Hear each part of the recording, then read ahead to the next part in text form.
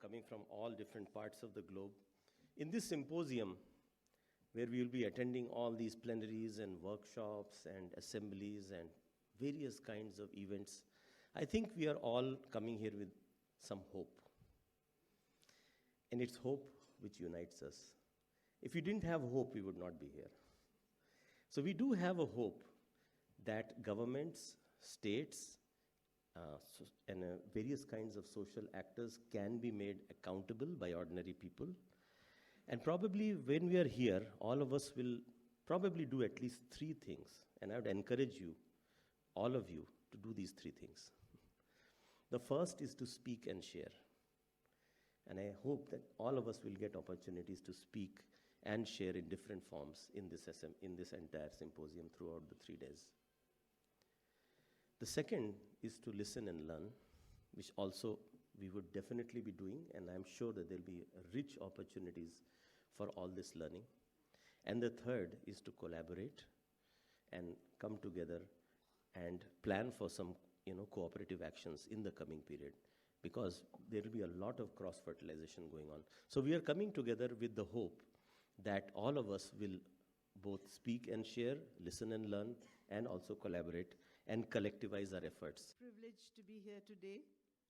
We've all had dreams, as Abhay said, but along with those dreams, there have to be resolutions and pledges. Unless we have resolutions and pledges we share, I don't think those dreams will become reality. Today, we all live in very, very difficult circumstances.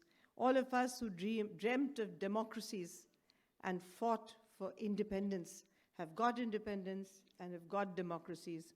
But today we find that those democracies which promised us liberation, equality, freedom, are now compromising with all kinds of institutions to deprive us of precisely those values and principles which motivated all of us to look for a better world. So today, more than ever, all of us coming together is important for all of us. It's very relevant to me as an individual, to my organization, to collectives in India, and all of us in India who have fought politically outside the political party system for democracy, for principles, for equality, for fraternity, and of course for liberty. Today, as I stand here, most of these are now in areas of gray, something that we wouldn't have thought possible 15 years ago. Our expectations of linearity have been threatened by the kind of setbacks we have had, where principles have been compromised. I speak not only on behalf of myself as an English-speaking, privileged Indian, but of the thousands and millions of Indians who don't speak English in my country, who live in small villages, who inhabit very small universes in one sense, but who have visions which are huge, who dream of great things, and whose dreams are captured in our movements, and therefore our movements gain strength.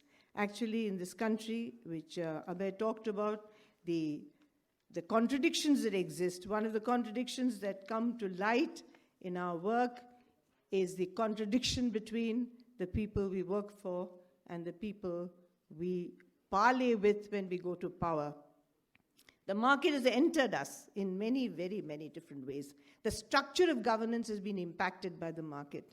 Today, the threat of privatization, which Abhay mentioned, is very acute in health. I think in India, we've shifted from public health to the notion of a rapidly privatizing system of health.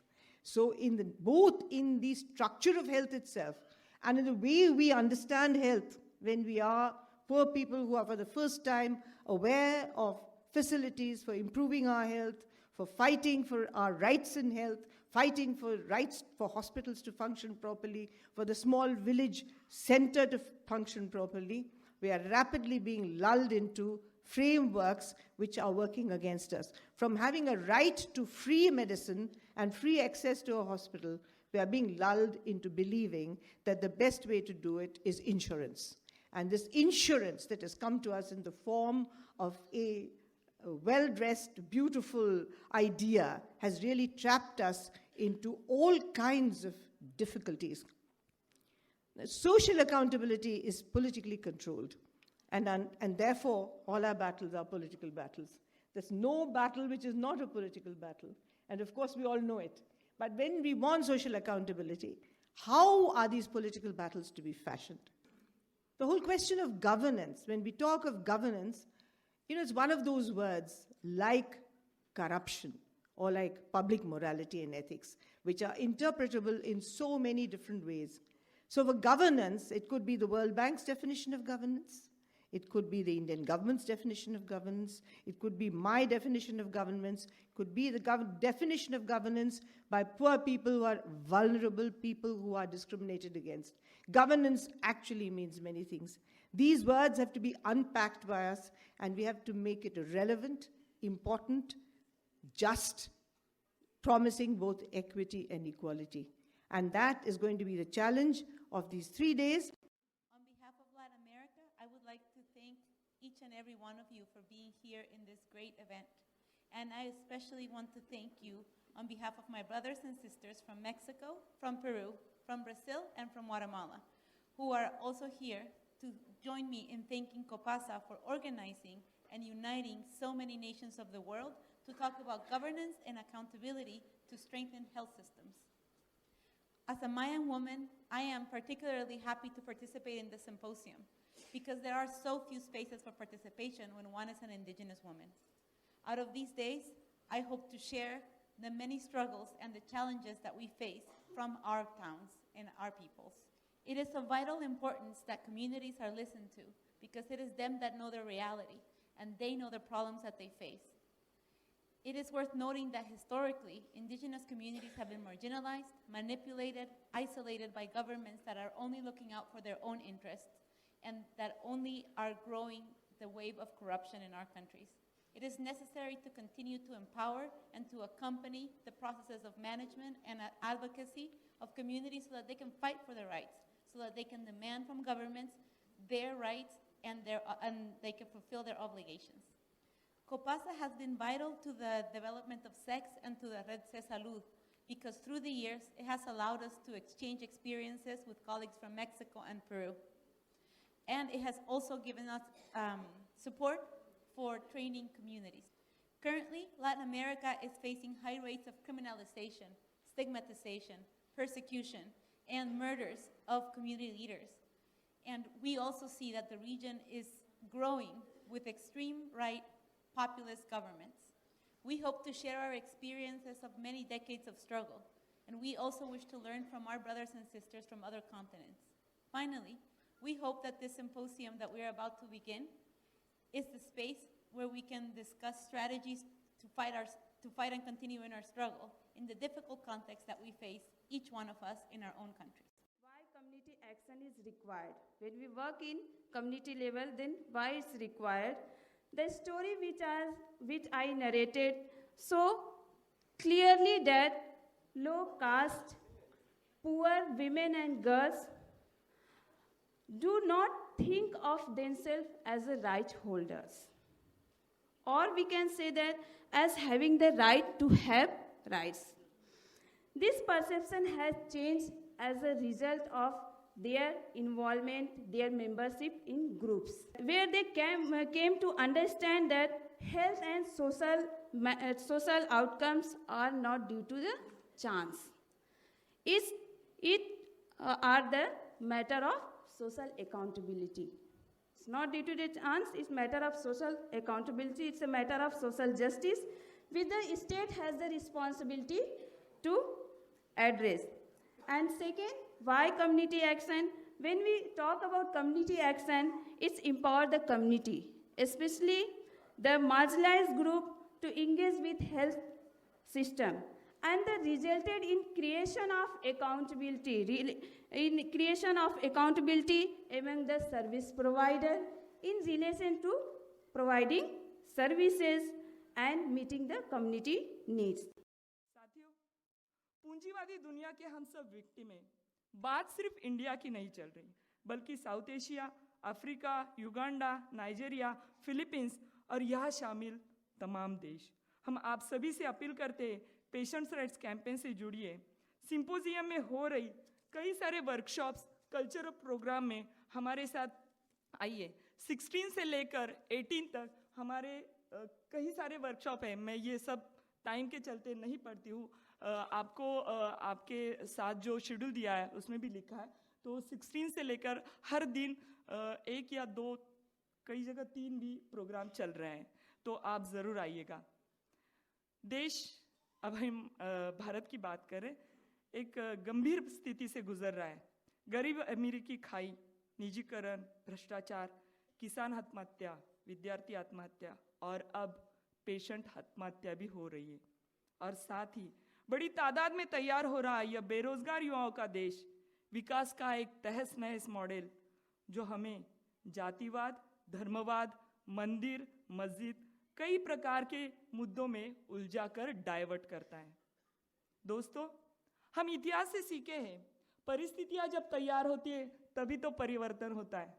चलो, फैज़ अहमद फैज़ के इन्हीं ख्वाबों से यूं ही हमेशा उलझती रही जुल्म से खल्क, न उनकी रस्म नहीं है, न अपनी रीत नहीं है। यूं ही हमेशा खिलाए हैं हमने आग में फूल, न उनकी हार नहीं है, न अपनी जीत नहीं है। लड़ेंगे। So, I am looking forward to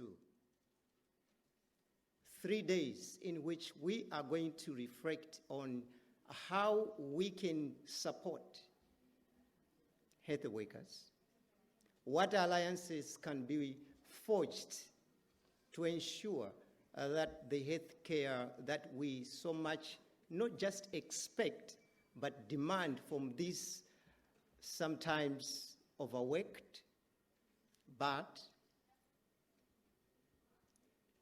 mostly unappreciated and underpaid, yet we expect a lot from them. So these are some of the questions that we will be looking at and reflecting and strategizing on how best we can forge alliances. Locating healthy care workers and how structural locations of health care workers is affecting, accountability. We are looking forward to your coming, but also we'll be sharing on the 17th of this October the experiences at ground level, at local level, and we have also from different parts of Africa, Asia, USA, and also some other parts. And we believe you'll be part of this because we should move from talking to action, and we believe your voice will be quite important. When we got started, many of us are accustomed to going to very many conferences and we are bored of them. One single principle that was given to me as a coordinator, that this symposium had to be different. This symposium had to be colorful, and this symposium had to have practitioner, the heart of activism at the center of our work. And we tried our best to do. I can't say we have reached 100% there, but I'm very proud to say of the more of around 500 delegates that we have got, we started with the dream of 250, we are at 500. I can very confidently say 80% are those who are in the front line leading the accountability practice. And the other 20% are not onlookers, but they are the allies and supporters from all over the world. And thank you for that, and for believing in this process, and for being here. So this big salute to all of you. And please follow the beat of the day and the pulse of the day, so that you can make every session vibrant, meaningful, engaging, and very, very deep conversations.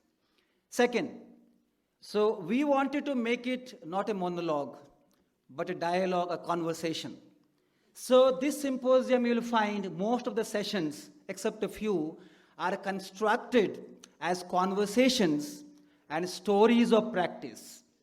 And it is the conversation between practitioners, frontline activists, those who are struggling strategies with the policymakers, academia, research, and other allies. So please enjoy the conversations. We wanted this symposium to be a whispering huddle between the practitioners. So we have constructed practitioner huddles, which are through photo stories, through films, through street theaters, through performances. So please enjoy them.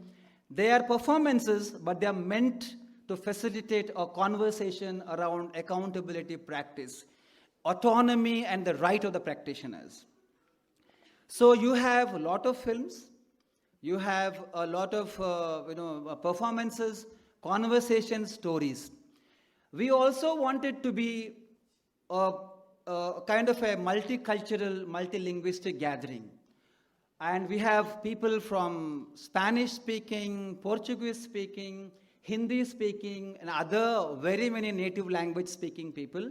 Of course, we are not able to manage everybody to converse with each other, but at least there are people with "May I help you" badges, which says Espanol English, Hindi English, Kannada English. Please use them to facilitate conversations between different peoples, and I hope the next 3 days are a unique opportunity for all of us.